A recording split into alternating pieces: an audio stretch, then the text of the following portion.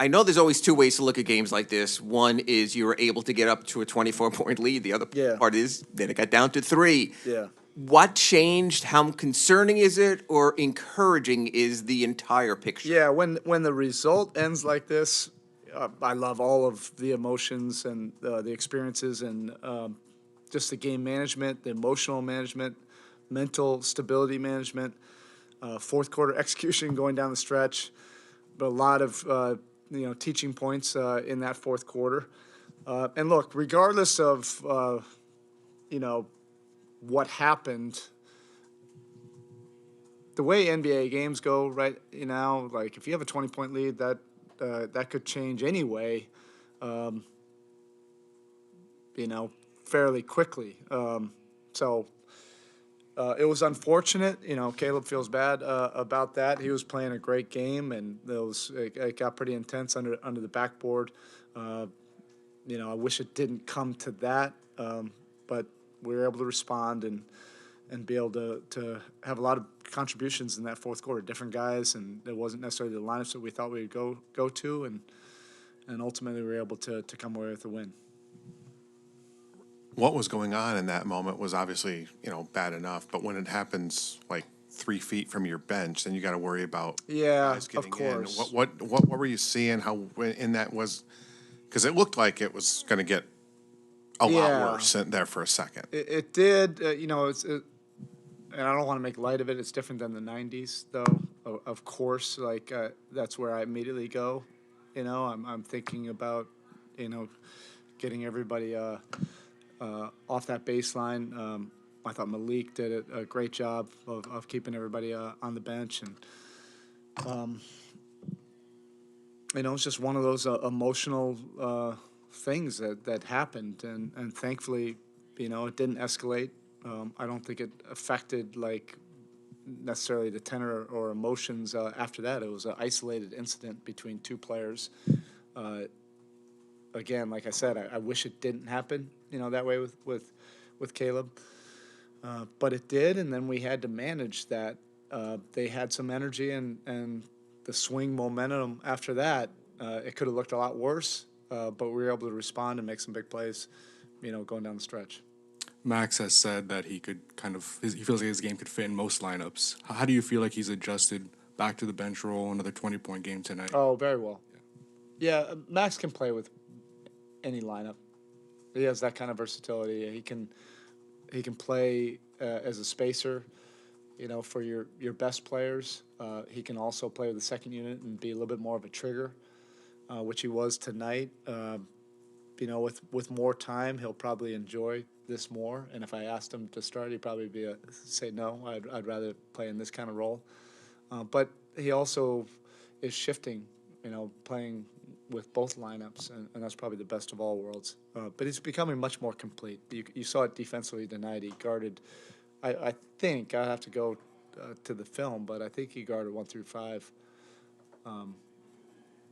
against a very challenging team. They all put the ball on the floor. They're relentless, and you can't hide in a game like this. Erik, it happens a lot. You could use a timeout. You have 2 left. Tyler's struggling against pressure. It seemed like there were some people trying to call it. How does this league get away of when the officials clearly are looking on, all focusing on that? How can you get your timeout actually called? I assume you were trying to get one in that situation. Yes, I was, and Kyle was right there. So he was closer to the officials. Tyler didn't see me, Tyler the official, but we were screaming timeout. It's tough. That's why I have made that point when I've gotten scolded for running out on the court. How else can you get somebody's attention at that point? I know I can. If I get on that wood and everybody says, oh, okay. But again, I think those things are good for us to go through together. Even though it's a familiar group, I love those late game situations just to gain more experience and figure out how we'll do it differently. Another one on Max. He's never really been someone you only want to put in the shooter box, but how have you seen over the last year and then what he's taken from last year into this year as far as his inside the arc package? Well, him and Duncan and, a few of our players have really worked, pretty diligently against the scouting reports that have been pretty consistent about getting those guys off the line. And they worked all summer long, all off season, to be able to put the ball on the floor and make some plays. You saw some of the floaters, some of the finishes, but also the playmaking, which is important. Sometimes you get in there and you attract a crowd. They're used to being the recipients from that, but now they're setting up other guys on some of these kickouts, and that's not just by accident. That's from a lot of hours working behind the scenes and doing something specific based on how they've been defended. I don't mean to ask you only about Max, but defensively, this felt like one of his better defensive games in terms of rotations and just kind of weak side help. What have you seen in that development in terms of just knowing when to make the timing of the weak side help to get the charge, or of just rotating in general? Yeah, well, last year I think was his biggest development in that regard. And he's just starting to now take another step forward. He feels very comfortable and confident now in our system. And so now he's a little bit more of a playmaker, a little bit more instinctual. Like I said, he has the versatility to be able to guard different positions. And he likes taking the challenge on the ball, particularly if teams, call him up and try to get him in a switch. He wants that kind of challenge.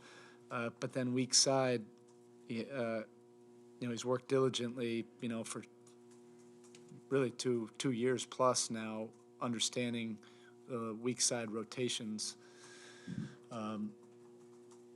And he's good because he's bigger, and he also is willing to put his body in the fray and take charges and take hits. With Vic out, how important has Gabe's kind of off-ball, on-ball versatility been at that guard spot off the bench? Really important. He's such a Swiss Army knife for a combo guard because he can guard up. He can guard 3s and 4s for somebody his height, which is really unique, but he has a very aggressive disposition. He can really get down in a stance. He likes taking the challenge on that. And when we went through all that foul trouble and then Caleb was out, we went, with a small lineup, and he was really guarding the forwards. That versatility, you never really know when you'll need it, but he's been doing that for a while, and he's a great understudy, to Kyle. Kyle's one of those guys that can guard up as well as anybody really in the history of the game, and Gabe really watches him closely. Okay, thank you.